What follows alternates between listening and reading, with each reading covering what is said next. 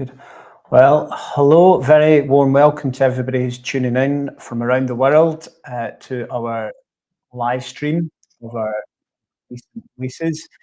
My name is David, and this is Andrew. And here we are, unsuccessful boy band, yet to make it through. But until then, we are the Springbank Sales Team and are hosting a tasting tonight. So, yeah, pretty easy, easy with our new releases.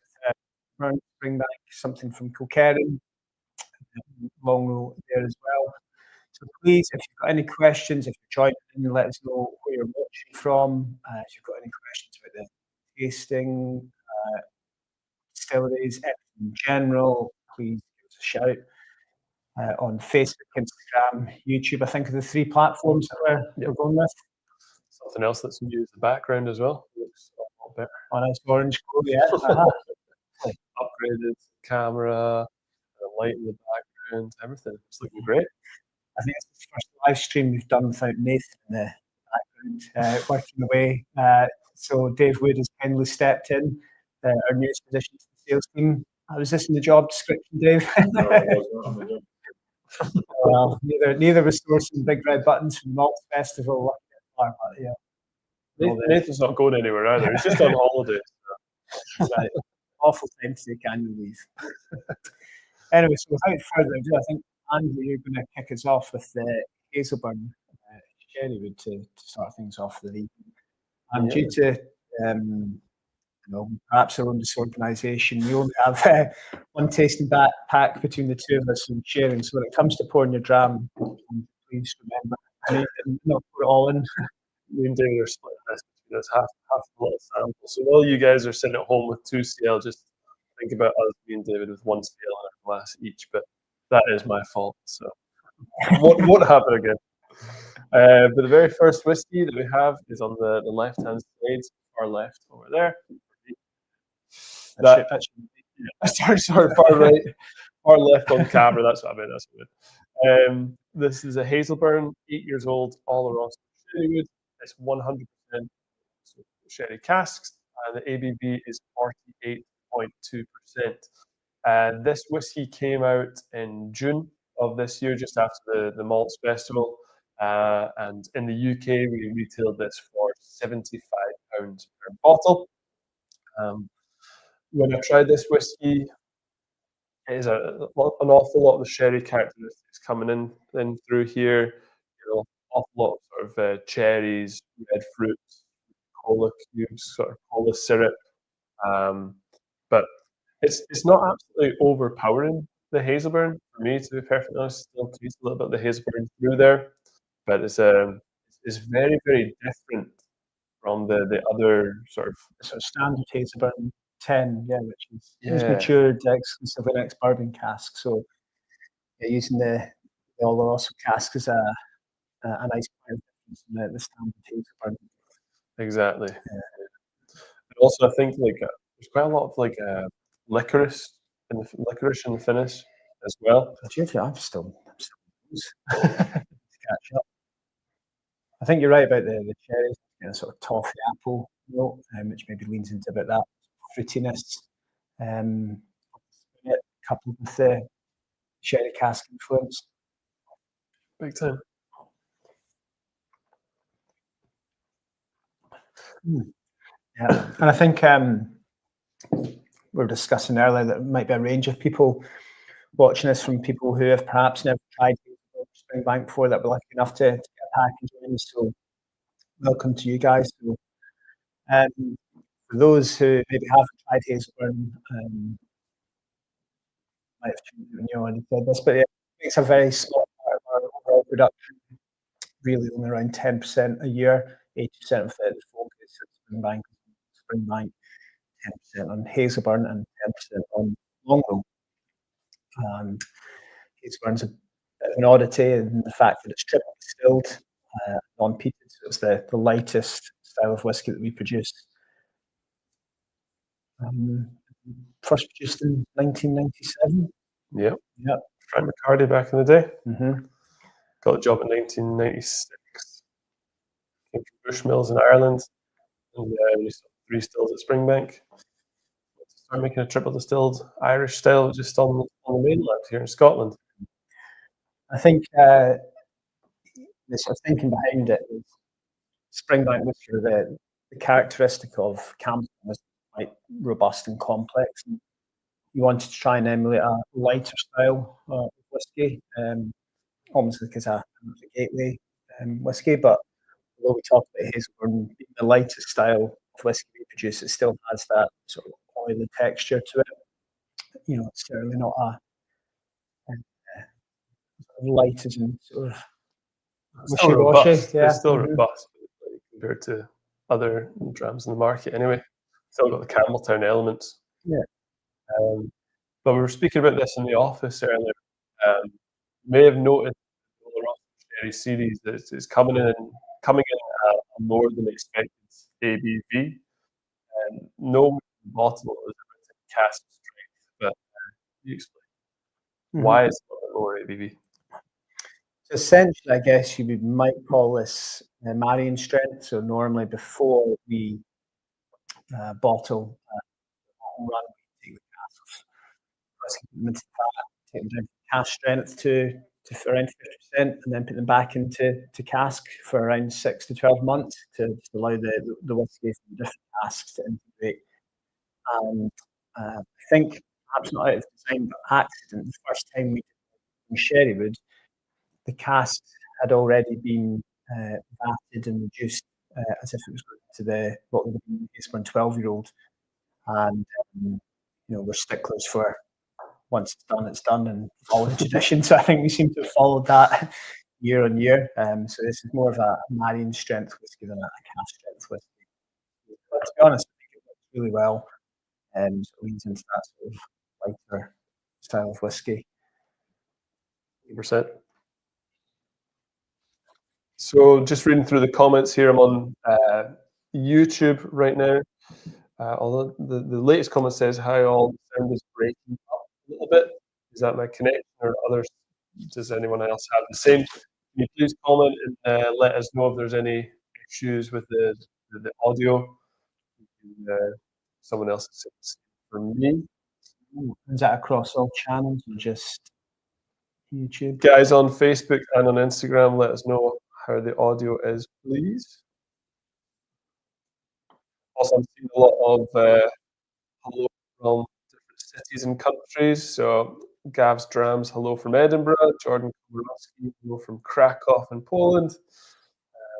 Greg McGinn, Glasgow. Some greetings from Inverness from the Dram Caddy. Yeah. Oh, nice. Hamish is on the live stream. Oh, hello from Chile. Malcolm, that's a common name in Chile, but hello.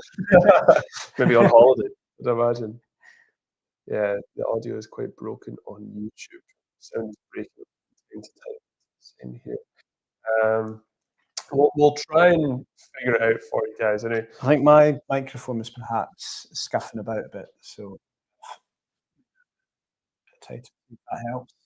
On Instagram, anyway, someone's saying the audio is absolutely fine, and he's tuning in from the US. So cheers, the Whiskey Rebel. That's great. We'll carry on anyway. But something as well that we're talking about, like the Hazelburn Longrow Sherrywood, is a good contrast to our core range Hazelburn 10-year-old. As Dave was talking about, it's all bourbon cask, 46%. This is a little bit higher ABV. In this case, it's 48.2. All Longrow Sherry. For the 10-year-old entry level, the core range bottling, all bourbon cask, we would typically release that or bottle it up and release it around the world every 3 months. Every quarter, there'd be a new Hazelburn 10 on the shelves, or a new batch anyway. But not recently. Actually, the Hazelburn 10 actually quite light on it. Just once a year. Oh, right, actually, okay. Yeah. There's really not a lot of Hazelburn 10 in the world, and that, as we said earlier, it's partly some of the production, but there's been years where there was no Hazelburn made, so production's been a bit patchy, and then it means it's quite difficult to maintain a consistent age statement. So volumes are pretty low, and Hazelburn's something that perhaps overlooked or sits in the shadow of Springbank and Longrow, but there's really not a lot of it out And I always think with Yeah. Hazelburn, if Hazelburn was just a standalone Hazelburn distillery and had the sort of platform, it would be one of the sort of sought after whiskies in the world. But you don't have the volume to do that. Um, Yeah. yeah, even the history, the original Hazelburn distillery in Campbelltown closed in the 1920s, not before a certain Japanese gentleman, Masataka Tsuru, who was the pioneer, the founding father of Japanese whiskey. He actually learnt his trade here in Campbelltown at the original Hazelburn distillery and then took that knowledge back to Japan. He's newly acquired Scottish Wine and helped set up worked with and set up his own distillery in Weechie. So there's another little bit of sort of whiskey trivia. You have the sort of global Japanese giants production having their roots here in Campbelltown, which is a nice little, as I say, a little bit of trivia. Yeah. Reason why I was bringing that up, just about releasing the Hazelburn 10-year-old, you might not have seen it on the shelf for quite a while. How long has it been off the shelf or not bottled? Probably When the was it best last part bottled? of sort of 18 months or something, yeah. Yeah. Or a year, sorry. Sort of a year. Yeah, a bit of a hiatus. Casks were just a bit younger, and we had to let them mature and reach that 10-year-old age statement before we could bottle up the whiskies again. But the plan is to Hazelburn 10 or bottle it back at the end of the year and put it back on the shelves. Just in So time for Christmas. exactly, look out for that one. But I would say that's probably a good time to move on to the next dram. This would be Barley. Mm.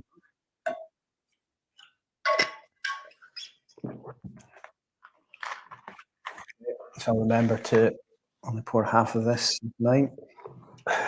Not be too greedy. A bit more. Be kind to yourself. Too kind. So this is our latest local barley release. It was sold from High Rand Farm, which is a farm just Campbelltown. And every year we do a local barley release, and as the name suggests, it is using barley sourced from local farms. Typically, barley that we use from the east coast of Scotland, where growing conditions are a bit kinder, you get higher yield of alcohol from barley. But where possible, we do like to use local resources and work with local suppliers. So we have some barley every year for us, and we use it in the local barley. From our point of view and your point of view, from the sales team point of view and a whiskey drinkers point of view, we all love local barley. It's a nice point of difference to the standard range, and I think you can appreciate this craft that goes into it. But if you speak to our production team who have to make it, I think they find it very challenging. They might use more robust language than challenging to describe it, but it's quite a difficult grain to work with. Growing conditions are tough for grain as these things like double handle it because maybe the farmer doesn't have a facility to dry it before we store it. The mill needs recalibrated to because it's a smaller grain, and it's very, very challenging to work with. So it's only really 2 weeks max a year of production, but very difficult to work with. Each barley variety sort of changes every year, so it's not the sort of standardized industry barley that's used. The farmer will grow something typically that they feel comfortable will grow in their field that they have the knowledge of growing things in. So this particular batch is beer barley, which I think is actually you would describe as a heritage barley, sort of used a long, long time ago, probably found in places like Orkney and Shetland where the Vikings once were. We've used it, I think, once before in 2017 or something like that for one of the earlier releases. Aros Farm. Somebody's been doing their doing their a bit homework. of swatting. But David's totally right. Supposedly, beer barley nearly went extinct. It was only for farms up in north of Scotland, Orkney, Shetland, that kept it going. it's not a massively popular variety in the distilling industry anyway, but it does just make a whiskey that is so unique and so different and sort of that more old-fashioned taste, I would suggest anyway. Yeah. Yeah. I'm just seeing the sound is really bad. Get a mic and fix your settings. Do you think it's one mic or the other? Someone's just said the sound's much better. Or is it? Okay. Has David Wood in the background been messing about with the settings? Could just be the Springbank gremlins here in this old warehouse that we've converted into a state-of-the-art studio. It's not just a old table with a bit of tablecloth over it and some fancy lights. Right above the office where we make all the beautiful labels that you'll see. So the maturation of this particular batch is 50-50 bourbon and sherry. Yep. And this was released in, looking at Andrew's notes, February this year. And that was in the UK, obviously, depending on where you are throughout the world, that'll be a different time. And in the UK, the price is around £90 a bottle. Yeah, so obviously the barley that's been used inside this whiskey, or the spirit that's been distilled from the barley, was beer barley. But we have done two weeks worth of production making spirit at the distillery for local barley this year. But it's actually been from two different farms and two different barley variety types. The spirit that we produced this year, I think it's about May time into June-ish. And one of the barley variety types was Diablo from Low Knockriach. Is that how you pronounce it? Knockriach? Yep. Till somebody says otherwise. And that farm, Low Knockriach, is owned by Peter McCarroll, brother of one of our colleagues in the sales team, Fiona now McFadgen. And then also as well, the other farm where we got the barley from for this year's local barley was High Rannikin as well, and they were doing Laureate barley. So the barley variety type in here is beer barley from High Rannikin, but even if it is the same farm that we're buying barley from, it might be a different barley variety type. It might be testing out with different styles. So it's interesting to see what happens from year to year. Anyway. Well, it's quite a complex dram. Lots of stuff going on there. Doesn't necessarily feel like the cask strength 58.1 that it is, so a bit of a dangerous dram. But I think for me, there's a sort of lots of different things going on, but that sweetness is quite sort of continuous through everything, especially in the finish. It's like ice and sugar and lots of vanilla. And then the sherry casks maybe imparting something a bit more kind of robust, sort of stewed fruits. Yeah.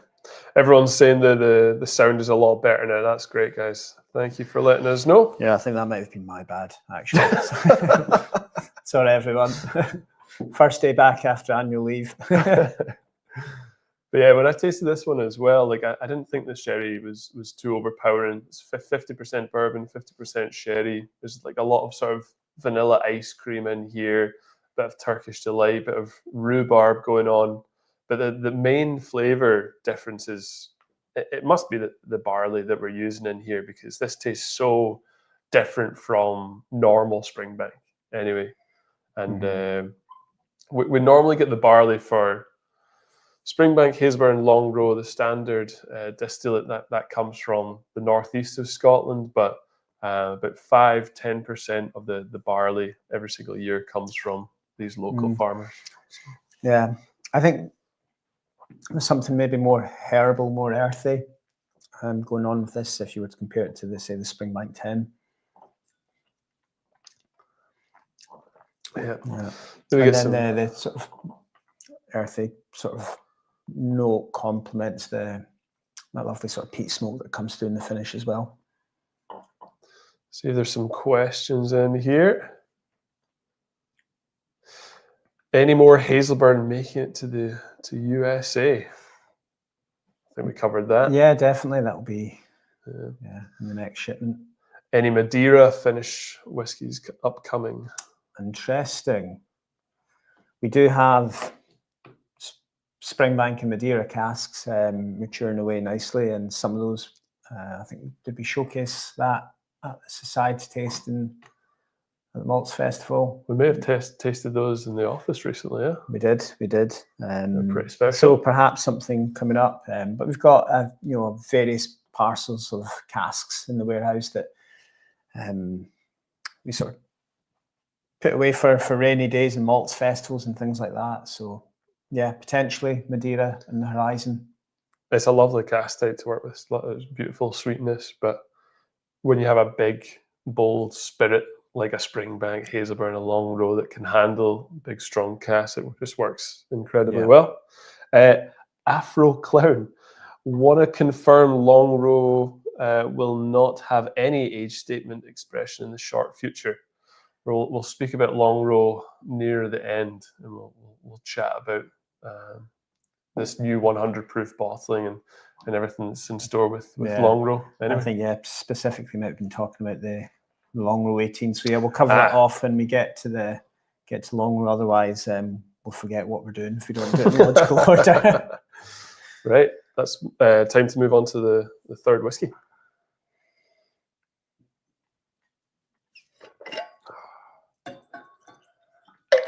We've got a lovely picture of our new bottling hall facility. We were going to try and intersperse our tasting with some updates on the distillery, but the main update is the new bottling hall facility that is currently under construction. You cannot fail to see it's probably one of the biggest buildings in Campbelltown town itself now, and is much needed. It's going to be a bottling hall and dispatch facility. So if you're at the distillery, if you know where Kilkerran is, it's just behind Kilkerran. And as we have a bit more whiskey to bottle in the future and more staff to accommodate to bottle that, we need a bigger bottling premises and be a bit more efficient in what we do. Right now we bottle at one side of the campus and dispatch on the other side, so we'll be able to bottle and dispatch from the same building effectively. So being a little bit more efficient, not efficient as in the use of that dirty word efficiency, but just a bit more logical perhaps is the right way to do it. And we have a picture of the bottling hall. It's up on the screen right now. There you are. Yeah. Nathan Mark II doing very well. He's even got a split screen at the moment. It's incredible. Yeah. Wow. You can see, big infrastructure project, big project, cranes and all sorts going on. And it's one of these things that spent a lot of time not getting very further than ground level, but then as soon as that sort of concrete foundation was finished and the steel frame went up, now the cladding has gone up, it actually looks like a proper building. And I think, I don't want to jinx it or get into trouble with the bottling hall or Finlay, but I think we're looking at March to move over there and get that going. So fingers crossed. Yeah, that'll be helpful. And then it frees up some existing warehouses that we use for bottling and dispatch and things like that to be returned into use as a dunnage warehouse. So pretty good all round. Yeah, I mean, we doubled production, what was it, in 2018 at both distilleries. We didn't bring in any automation, all of that sort of stuff, but we will have more whiskey to bottle in the future, and we need this bottling plant, quite frankly. And in the picture, the first sort of building with the steel bars that you can see, that the first section, as far as I'm aware, that's going to be used for like dry goods storage, packaging, maybe glass bottles and all these sort of things. In the middle will be the bottling lines, and then at the end, the dispatch facility. So is that correct? Yeah, so it's all going to be up there. So there'll be less of Norman and his forklift swimming around the site carrying sort of dry goods, bottles and packaging around. It should all be in the same building. So yeah, exactly. Right. So guys, we'll move on to the third whiskey. This bottle right here. This is the Kilkerran 8-year-old cask strength from 2025. So the most recent 8-year-old cask strength. It was bottled at 55.6%. It's all bourbon cask, 100% bourbon, the mixture of fresh and refill bourbon cask going on inside here, but they're all bourbon. The price in the UK is £62, or at least that's what we were selling it for in the distillery shop, and it was part of the limited release in February. And basically, some of you will be well aware that depending on the year, we've either done only one batch of the Kilkerran 8-year-old cask strength, or we've done a couple of different batches. Originally, it was only supposed to be one batch every single year, and we just sell that around the world. And then in 2022, we did 2 separate batches of the Kilkerran 8-year-old cask strength. There was a port version, and then there was a sherry version. And after speaking to David in the office about this, I was saying, why did we do that?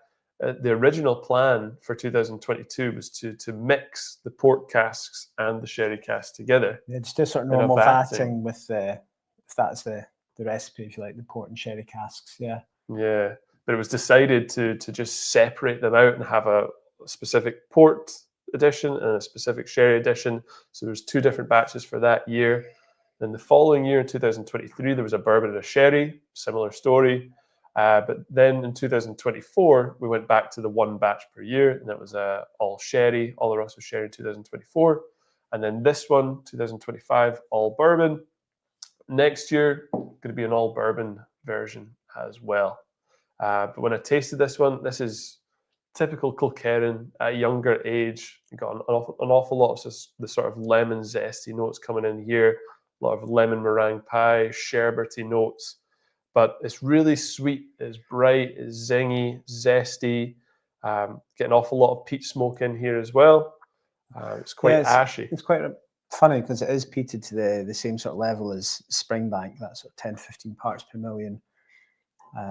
But the younger whiskies sort of retain those phenols and are a bit more vibrant in lots of ways, including the peat smoke. And I think that's very true of the 8-year-old cask strength, and also the bourbon cask. I think really sort of enhances that vibrancy, doesn't it? The sort of those sort of zesty notes and vanilla and sweet sugars. A question here from David: will the local barley series continue? Yeah, absolutely. We've got plenty more in the pipeline. I think originally the idea was just to do sort of 5 years worth of it, and then you guys loved it, and we had enough local barley and cask to continue it. So the intention is to do it and try and do more of it as well, ideally. But don't say that too loudly in front of the production team. Paul Murphy, hello from Durham. Andrew McMillan, hello from Campbelltown. So you've travelled really far, Andrew. Okay. Yeah. So right now with the sort of Kilkerran range, we've got the 8-year-old cask strength, and then we've got the 12-year-old 46%. We've got the next Kilkerran 16-year-old coming out soon as well in August, September time, yeah. August, September time.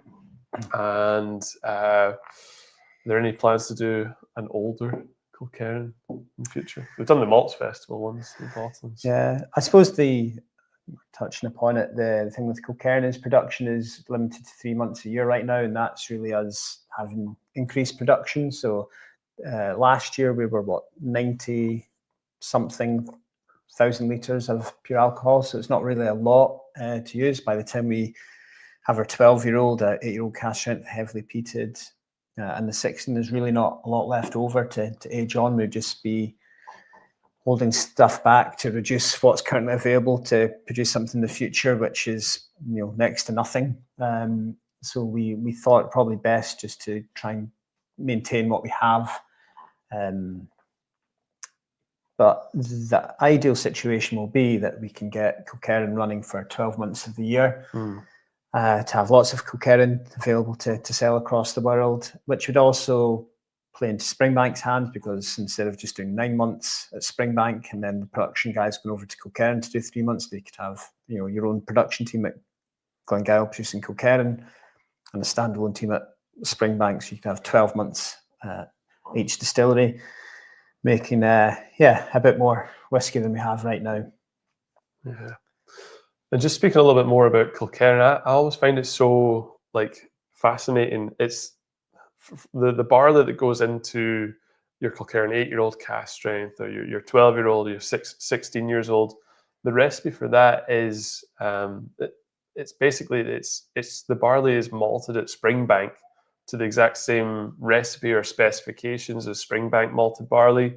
So it's the barley is laid out in the malting floors at Springbank, and then in the kiln, peat is added to the fire for 6 hours, and then hot air for around 30 hours. For the standard Springbank barley and standard Kilkerran barley, it's the exact same recipe, but this tastes so different to eventual Springbank, and it must be all of the only difference is we're distilling the Springbank barley at Springbank, and we're taking the barley up to the other distillery and distilling up there for Kilkerran. So it must be the distillery, it must be the different pieces of equipment. The difference in the stills and the double distillation instead of the sort of 2.5 times distillation. Yeah, so some various sort of nuances to the production, ultimately having quite a wide degree of variance between the two whiskies. You're right. Exactly, because it's the same casks, it's the same warehouses. We've got the same cask suppliers, we've got the same warehouses. If we're adding water in the bottling hall, it's all done in the same place using the same water. So I think, when you think about it, whiskey really is just the ingredients, isn't it? It's water, yeast, and malted barley. But the variation between just the 3 whiskies that we've tried, let alone when you extrapolate that into different distilleries, different regions, it's quite remarkable.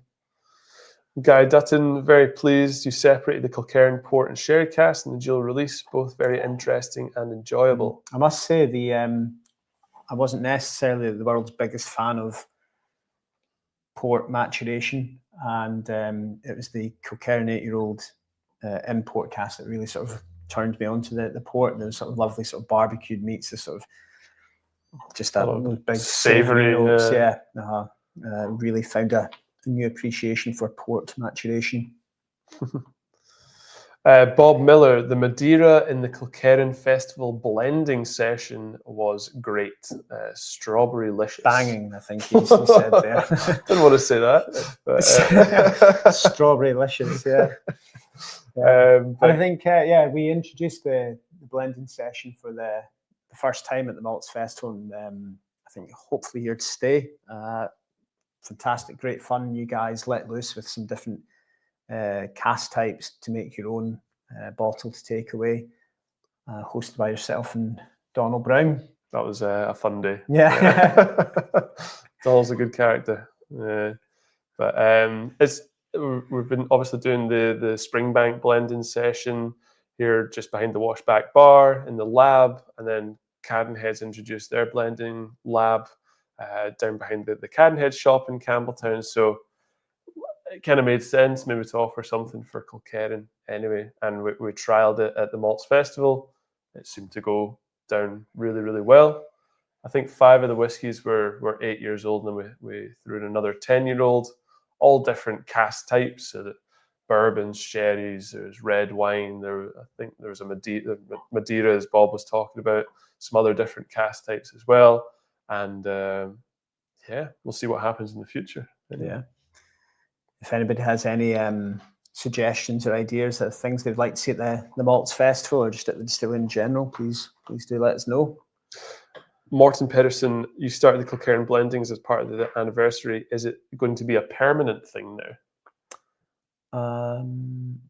We started the blending sessions this year, which was that's true. The warehouse tastings we started on the anniversary, and they have been part of the program ever since. Yeah, so it's nice for Glengyle. As great as it is, when it's closed for 9 months of the year, we wanted to have something a bit more interaction. So having a Kilkerran warehouse tasting seemed to fit the bill pretty well, and it's been very popular so far. Mm-hmm. And who knows, maybe in the future we can add in a blending session there as well. I think we want to do everything we can to encourage people to come to Campbelltown and visit us and make you stay for here as long as possible. So by the time you do your sort of Springbank things and your Cadenheads things and Kilkerran things, That's at least a week worth of activities by the time you do sort of Glen Scotia and everything else too. Want to make your trip down here as worthwhile as possible. Anyway, Right. time to We're move ready on. to move on to the Springbank Vintage, which is pretty special. This is something. This is the first release of the Springbank Vintage. Only 1,500 bottles available for worldwide distribution. So if you have tried it or got a bottle, congratulations. But for many of you, if this is the first time trying it, we'll do it together. Yeah, be very careful about making this sure pour. I've got a very very clean, uncontaminated glass. I'll try not to be too heavy-handed here. Thanks, David. A little bit more. Well, his hand slipped and he's poured it all in the one glass. You're being very careful with that one. I wonder why that's the case. So a wee bit more. Sure, why not? Yeah. There we are. Sorry. So Springbank Vintage is the sort of latest release. It's essentially replaced the Springbank 25-year-old. We found that we didn't have a lot of 25-year-old Springbank this year. We normally do a 25-year-old every year, along with a 21 and 30-year-old. But to maintain a 25-year-old Springbank, we would be using parcels of older stocks, 26, 27, 28, 29. And we didn't think that was the right thing to do. So we actually looked at the parcels of whiskey and thought we can put together different vintages here, interesting little pockets of casks in the warehouse that work quite well together. So the 1998 vintage is the first release of the vintage series and comes in some very, very snazzy packaging. Is there a bottle up on the screen to share? Well, if not, you can look at this. You'll see the gold disc. Some of you may see the familiarity with that and the Rundlets and Kilkerran series that we had in the strip label at the bottom, the vintage. And it comes in a fancy box as well. We're not big in packaging and outer casing packages especially, but for something like the vintage, we thought quite prudent and necessary to do. A different style box as well. Yeah, sort of open fronted to display that lovely gold badge that we're quite proud of. Yeah. Yeah. I think people have been gold absolutely leaf. loving the design. Yeah. It's been getting really good reviews, which is cool to see. In the UK and our distillery shop, anyways, it's about £525 a bottle. That may vary slightly throughout the world. Different cost things to add on, but around the UK it should be about £525. The maturation. Maturation, go on, help me out. 80% refill sherry, 20% fresh sherry. So there you go. Yeah, and only I think really six casks I think went into this as well. So it's quite a small parcel of casks to put this together. And you'll find that we don't make these things deliberately in small volume just to annoy everyone. We just don't have a lot of older stocks in the warehouse, so it can make it quite challenging putting something together. We don't have warehouses full of casks of that age. We're working with relatively small volumes, but thankfully all of reasonable enough quality that we can put something together. Yeah, exactly. On the of this whiskey, I think there's 1,500 bottles to go worldwide. Yeah. So that is not an awful lot of whiskey for everyone in the world. So you're one of the lucky few that actually was able to try this. And for me, it's that sort of old school, older Springbank, sort of light, fruity, sort of earthiness. It's sort of very reminiscent of the dunnage warehouses.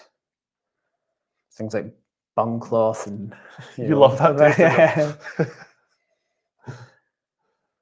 Yeah, it's so musty, it's so earthy, it's so dirty, it's typical. It's almost like a sort of mustiness, that sort of peach that's just starting to over ripen in the fruit bowl. Yeah. Wooden fruit bowl. This is classic old style Springbank and sherry cask anyway, I would say. It's absolutely beautiful. Yeah, and 48.3%, just its natural cask strength coming down over the years. Mm-hmm. Is there a plan to do this over a specific number of years, or?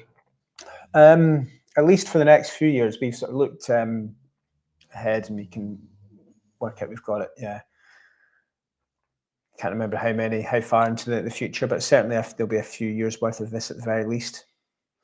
I think this is quite a cool release as well, because it is sort of it's replacing the 25-year-old for a while anyway. But this was always going to be priced in line with the Springbank 25. That one's at 46%. This one's obviously at cask strength, small batch, all the same casks from the same year. This is 1998 casks. So if we had to write an age statement on the bottle, it would say 26 years old, but we're not writing an age statement on it. So the reason why I'm bringing that up is basically you're getting more bang for your buck at a similar price for what you'd be going for Springbank 25 anyway. Mm-hmm. I was just distracted there. I can see some of the comments over there. I saw Morton Pedersen, something about remembering our rundlets and Kildit's label, hating them. I said, oh, come on, it's a bit harsh. But he's actually in the bottling hall hated the rundlets and Kilkerran's labels because they're very difficult to apply. And it's a typical sales team thing to do, perhaps, where we think something's great, lovely design, put it together, and then the poor guys in the bottling hall have to actually apply these things a lot of time by hand, and a lot of sort of worry about the logistics afterwards. Yeah, and put it together. But well, keeps us all on the job, doesn't it? Exactly. I almost want to. This is one of these whiskies that you're quite happy sort of nosing and just taking the tiniest of sips just to savor. And it changes just as it develops over time in the glass. It seems a shame to rush it. Mm-hmm. But very much, a caricature of that sort of classic old school, older Springbanks. David said, I had the vintage 1998 already last month in the Springbank bottling hall. It's amazing. So, David, you must have been on whiskey school recently. Either that or David in the comments. Either that or he's broken in and we need to start an investigation. Is 1998 the oldest cask of Springbank currently you have in the warehouses? No, it's not. One of the oldest casks we have certainly is a 1990 Springbank. And for those of you that follow the news or Campbelltown news anyway, we had a VIP visit from His Majesty King Charles III a couple of weeks ago. He came to visit Campbelltown, and within that we presented him with a bottle of one bottles from that cask of 99 Springbank in the same sort of format here. So he has a special bottle of the vintage. One of one. One of one, yeah. So if it ends up in an auction, we'll we'll know exactly where it's come from. But yeah, that was there's buzz about time the king come to visit. Exactly. Yeah.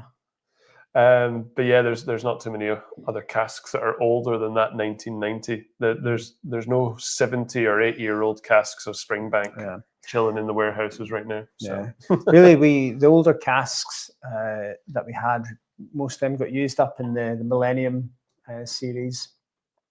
And the oldest bottle I think we had there was a 50-year-old, but we don't have anything near that sort of range just now, unfortunately. We will do one day, but it's a slow game, the whiskey business, so we'll have to wait a few more years yet.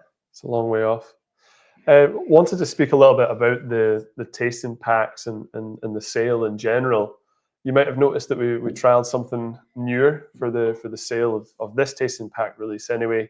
Instead of going through Springbank Society portal or the website and basically just giving access to society members first and things like that, we asked our good friends at Cadenheads to list this product on the cadenhead.shop website. And I think the major reason for that was basically so that we could give more access to a wider variety of people. You didn't just need to be in the Springbank Society. You didn't need to be a member to actually get access to this. society members did get a heads up first of when this was going live. The general public didn't. But if you were in the right place at the right time and you were on social media and you went onto the caddenhead.shop website, you could have purchased this. And another reason why we did it on .shop or the caddenhead.shop was to, if you wanted to combine orders, let's say you wanted to buy a Campbelltown lock plus the tasting pack, or a Caddenhead's authentic collection bottling or original collection or something like that from Caddenhead's, you could buy that plus this tasting pack, and then hopefully it brings down the cost of shipping anyway. So that was a theory anyway, and I think it went really well. Sold out within a day or two. So yeah, online we had packs in the shop as well for visitors. That's true. Yeah. Yeah. In an ideal world, we'll have more of these packs to sell, so our whiskey can go further, and everybody can try lots of things maybe they can't ordinarily try. But again, great idea from the sales team point of view, but from the logistics and the bottling hall point of view, a bit more difficult and a bit more fiddly to put together. George Oliver, how about a Springbank sponsored Lynx and Dram outing? I'd be up for trying this lineup on the back nine. That, to be honest, that is music to my ears, George, and it's good to see your comment. I met George 2 times last summer when I was traveling about Europe doing Springbank Society tastings. Okay, he's not talking about deodorant, is he? Lynx. No, it's a golf term. Lynx. George is talking about golf, combining golf and whiskey. Sorry, I just assume that everyone knows that. But yeah, that sounds like a good idea. Down here in the west coast of Scotland, there's quite a few good golf courses, and 10 minutes outside Campbelltown, we've got 3 championship golf courses. So maybe there's scope to do something like that in the future. Yeah, I think I'm probably in the minority at Springbank, not being a non-golfer. One day I'll get round to it. But yeah, I met George in Berlin at one of the first tastings I did back in August, and then like a month or 2 later, met him in Switzerland, in Mergenthal. So you were getting your miles in anyway, George, last summer. It was good to meet you. Seen Bram is on here. Sorry to miss this, having birthday dinner with my miss. Well, hopefully she doesn't read that. Hopefully she's not online, Bram. Somebody's saying they did the Barley Bottle tour in May 2024. Fantastic. Yeah, the tours that we offer, Barley to Bottle, Eat, Sleep, Dram, Repeat, are fantastic. The only criticism I've heard of the Eat, Sleep, Dram, Repeat tours, there's maybe too many drams, but to squeeze it all in, that's 3 nights accommodation, all your meals, lots of tours, warehouse tastings. It's a lot to do. So we try and look after you, give you lots of food as well to combat the drams, but you see everything. Same with the Barley to Bottle tour. Great value for money, and another reason to come down and visit us. I think I know someone who's done the Barley to Bottle tour something like 8 times. That could be something to do. 8 times. That could be something to do with the fact that you get to blend your own Springbank at the end of the tour. So maybe they just have perfected their blend and want to continue it. Collector.bg, did I miss them trying the local barley? Yes, you did. We tried it, second dram into this tasting. So once this live stream is finished, hopefully you'll be able to catch the replay. It'll be on YouTube and Facebook.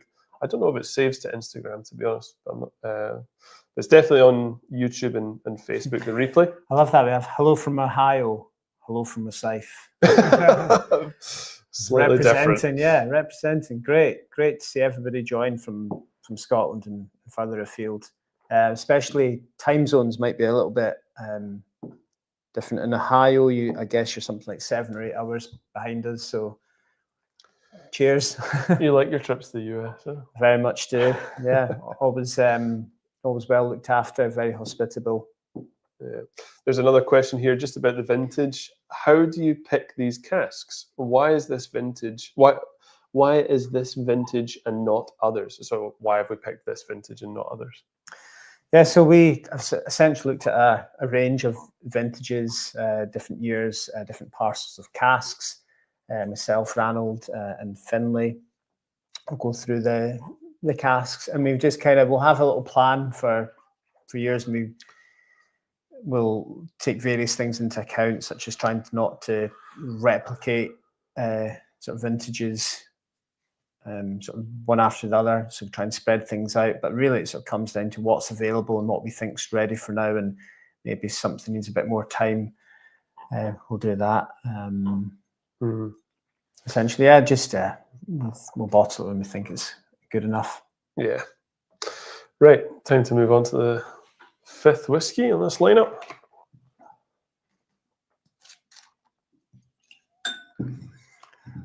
We've got our branded water bottles here. Down with plastic, up with tin. They look really good. Selling at the Malts Fest, got Campbelltown Malts Fest in the back, all the different logos on the front. You can buy them in the Distillery shop right now, and the Caddenhead shop as well. And hopefully, in the not too distant future, perhaps online, we're hoping to put some merchandise on our website. So, we'll start small and work our way up, but maybe some polo shirts and water bottles and Glencowns and things like that. So you don't necessarily need to come all the way to Campbelltown to get your polo shirt. You might be able to buy it online. It's the dream anyway. Exactly. So dram number 5 that we have in this tasting is this bottle right here. This is brand new batch number 1 of Longrow 100 proof. And the ABV on this, as it is 100 proof in UK and most of the world, it's in the US it's 114 proof. You might have seen that bottle flying about, but it's 57.1%. Either in the UK and the rest of the world, or in the US, it's all the same whiskey inside the bottle. Same ABV, same whiskey, just the proof system in the US is effectively sort of double the ABV, so it has to be 114 proof in the label and the branding there. Yeah, and this is basically the sort of next step in Longrow's progression, where we wanted to move away from Longrow Red. We felt that had an amazing run and it was getting really well known, but we wanted to go out on a high and move on to something different anyway. I think we'd used red wine casks from Australia, New Zealand, South America, Europe, South Africa, and sort of use all these casks, and it's great. And the Long Red series has been fantastic. I'd say perhaps a bit of a Marmite whiskey. Some people, it's not for them, but for a lot of people, it's a great series. So the idea was to sort of continue the red wine theme, but without having a specific red wine variety or region. So really to come out with another itineration of that, just using all these red wine casks, but not be tied to a different sort of grape variety or region. Yeah. So sort of Longrow 100 proof sort of seemed to fit the bill, where we can use these red wine casks in the maturation, not tied to, as I say, an age statement or a particular set of red wine casks.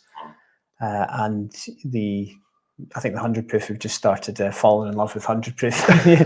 That allows us to use a sort of higher strength alongside our sort of standard long, which is bottled at 46%. So you've got something maintaining a bit of a higher ABV in the core range. Yeah, because the only other high ABV officially bottled Longrow would be like the Longrow Red series. That was at cask strength. And then the Longrow Peated would be 46%, the Longrow 18, 46%, the Longrow 21, 46%. So we always want to have that lower ABV version of Longrow. That's going to be the Peated, and then the higher ABV version, this 57.1% version of Longrow, the 100 proof. Yeah. Anyway. So this is a mixture of bourbon and Pinot Noir red casks. Both refill. So refill bourbon and then refill Pinot Noir. And even tasting this, like, if you told me this was a bourbon cask, I would believe you. For me, I don't get a massive amount of sort of red wine tannic. Yeah, for me, I get notes.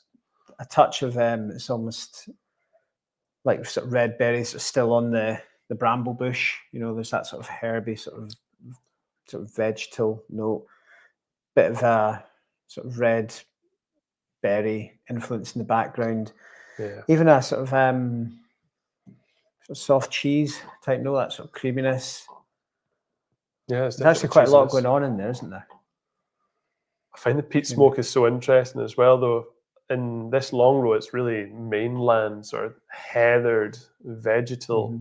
It's not massively sea salty and briny, I would say, anyway. Might just be the peat that we use is not coastal peat. It's on the mainland of Scotland. The main peat source for the dry peat, anyway, is St. Fergus moss. And then we have the wet peat that comes from a farm around the same area. I think it's Inverness-shire. It's called Bogbane Farm. So we use a combination of dry peat from St. Fergus and then the wet stuff from Bogbane Farm, anyway.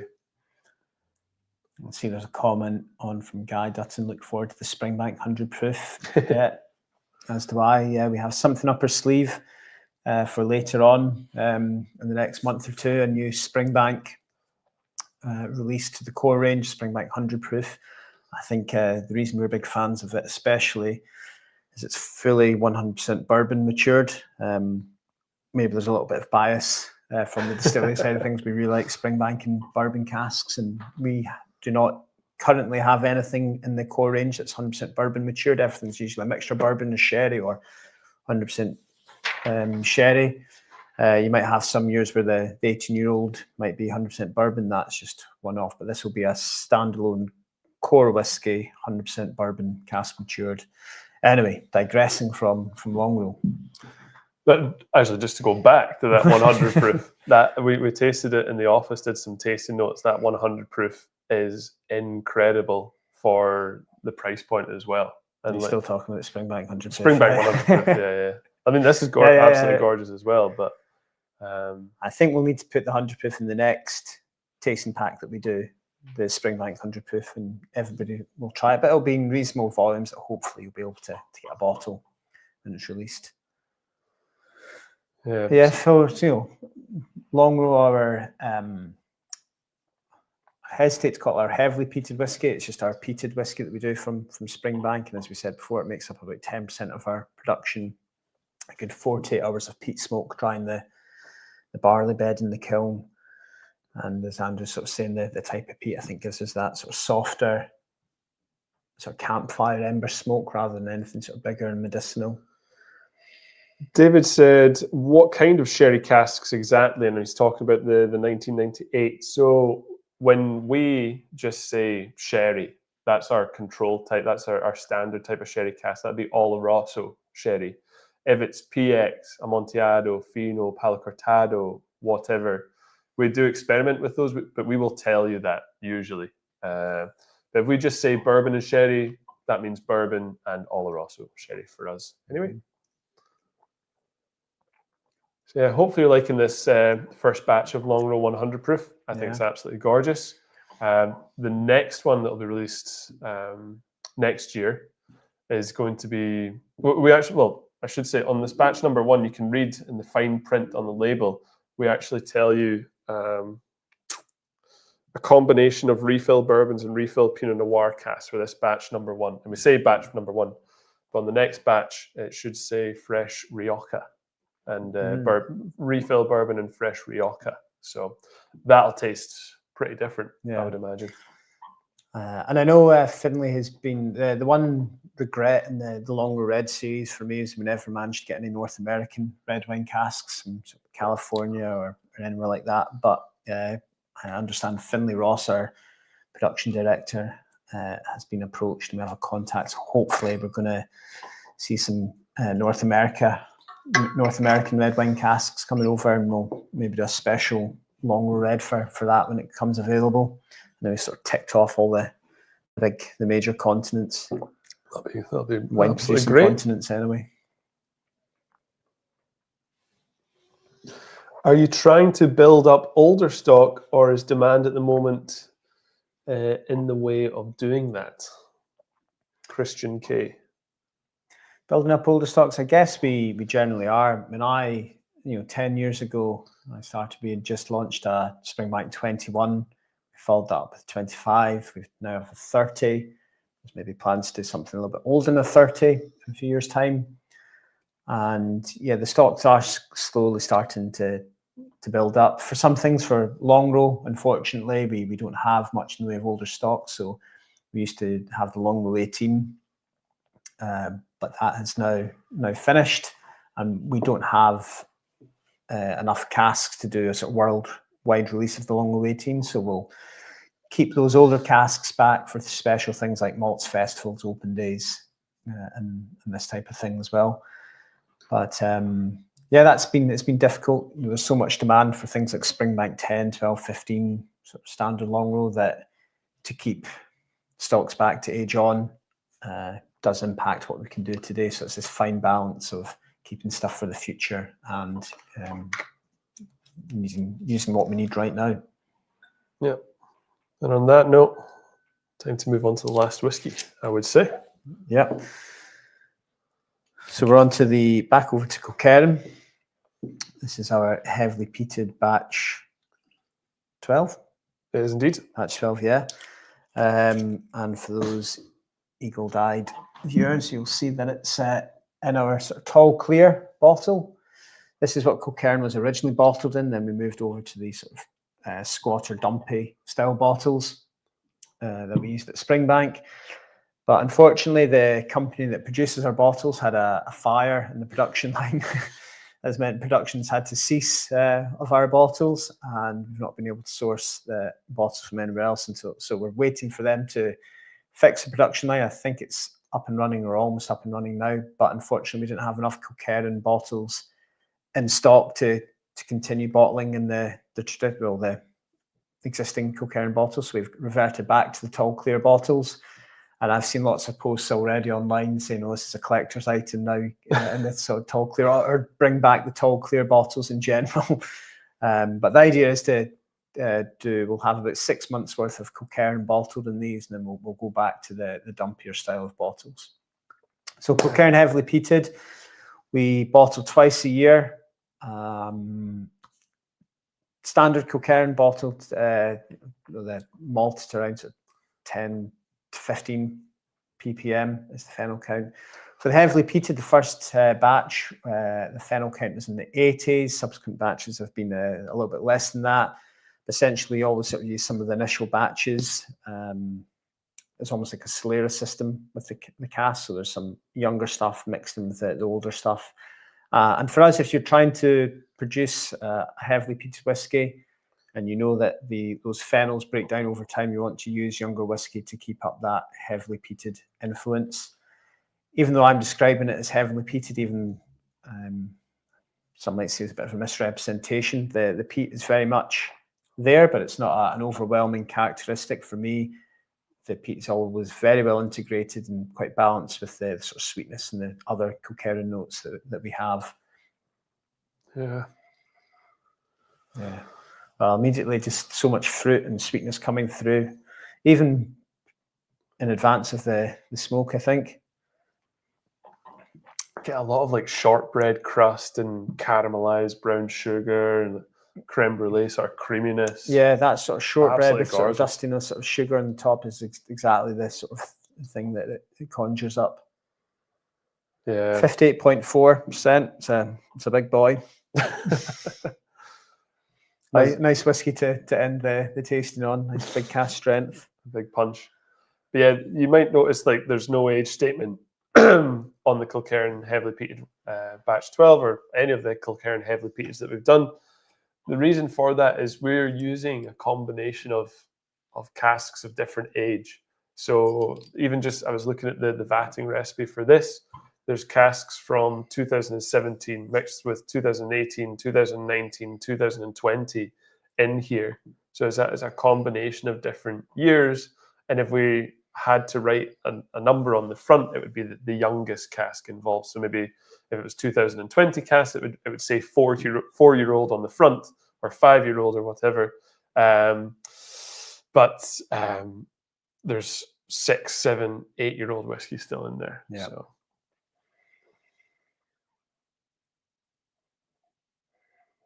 Yeah, lots of fruits, sort of orchard fruits.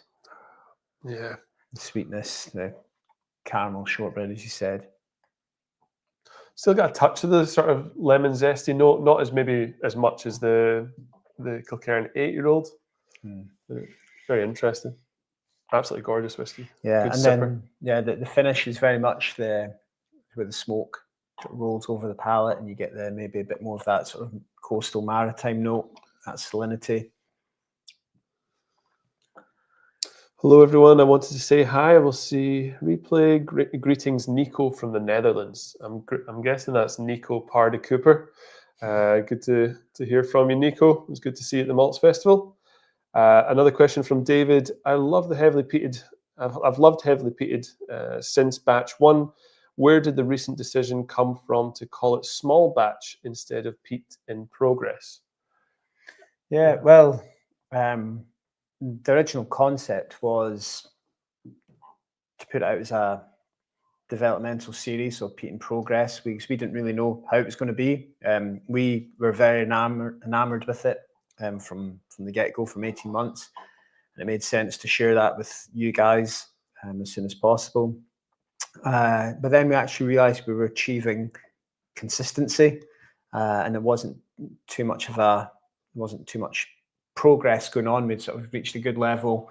Still small batch whiskey, 2 batches a year, but it's not really sort of changing and developing. We've got a good sort of consistent whiskey now that's, a small batch whiskey, so it seemed sort of prudent to describe it as such, as a small batch whiskey rather than something that's progressing.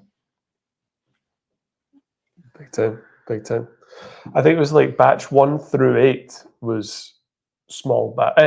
Peat in progress, wasn't it? It was that call back to the work in progress, and then from batch 9, 10, 11, 12, and we're going to do 13. I think at the end of this year, small batch. We just thought. We've got that recipe. It's been 90% bourbon cask, 10% sherry cask from batch 9, 10, 11, and 12. And I don't think that recipe is going to change. I don't know if there's any plans to change that recipe. So, yeah, I mean, it might do that's not necessarily set in stone, but I think it seems it's been fairly consistent for the last little while. Yeah. Karsten Franson, hey guys, nice to see you again. The setup looks amazing. It was good to see you at the society tasting in May. We host a couple of society tastings on the Monday and Tuesday. No, it's the Tuesday and Wednesday, isn't it, of the Malts Festival week? The first two societies we don't talk about society. I think we'll always get questions about when this is society opening up, and we'd love to open up and have more members join. Obviously, it makes complete sense in many ways, but we just don't have enough whiskey to satisfy a greater membership right now. So when we have a bit more whiskey, we'll be able to open up the society for sure. Question: are you going to put an age statement on the Kilkerran heavily peated? I think no, just from the explanation you gave earlier, it's sort of a Solera system using different age statements. Yeah. And you have a bit more freedom for the recipe. You're not restricted by an age statement as well. Derek Whiteford, will there be plans for Kilkerran production to be increased over the coming years? It's a stunning whiskey and certainly becoming a fan's favourite in the whiskey world. So you touched on that earlier. Yeah, I think we certainly want to see more production, but it's going to probably involve building or having some more warehouse capacity. So if you increase production, you need somewhere to house all the casks that you're filling. And we don't have that facility yet in Campbelltown. And it's very important for us that we mature everything in Campbelltown. So we'll have to have more warehouse space before we can think about production. But yeah, there's absolutely no objections from this side of the fence of increasing production. And even we've looked at perhaps installing a drum maltings or some sort of malting facility at Kilkerran as well. So it can be sort of fully self-contained and self-sufficient. Jacob, will we get to see more Hazelburn and Bourbon in the near future? You must have missed the start of the tasting, Jacob. We basically talked about how the Hazelburn 10-year-old bourbon, all bourbon cask, is coming back onto the shelves. Hopefully at the end of this year, it's going to be bottled up again. So should be seeing more Hazelburn and Bourbon very, very soon. There's GM 3 October 2019. When are you expecting to release the Springbank 100 proof? Imminently in the next month or so. The next release, isn't it? Yeah. I think people will be pleasantly surprised at the price point as well. It's very reasonable.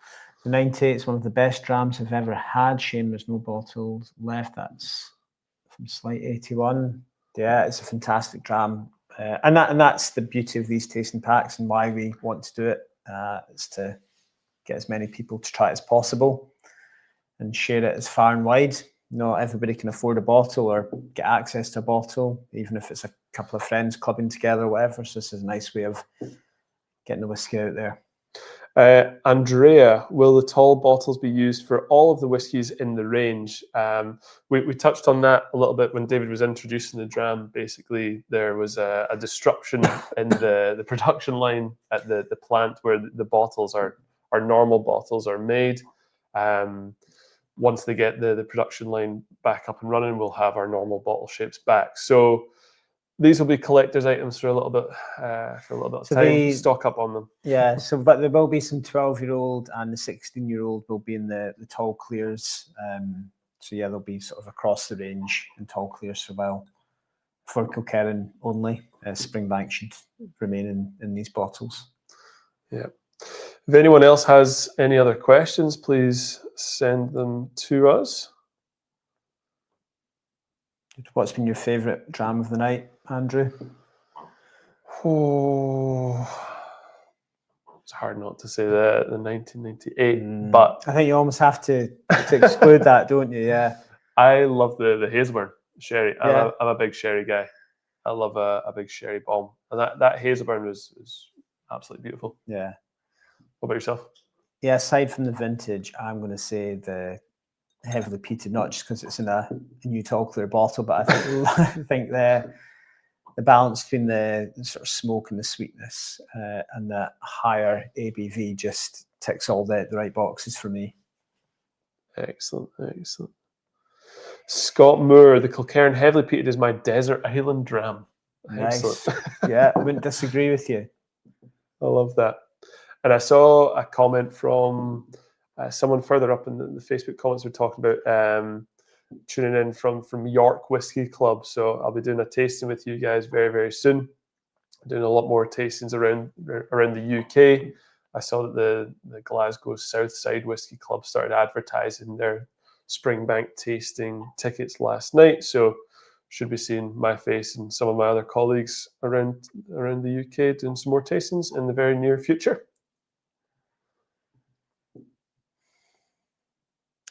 Ideal. Excellent. Trying to see if there's anything else.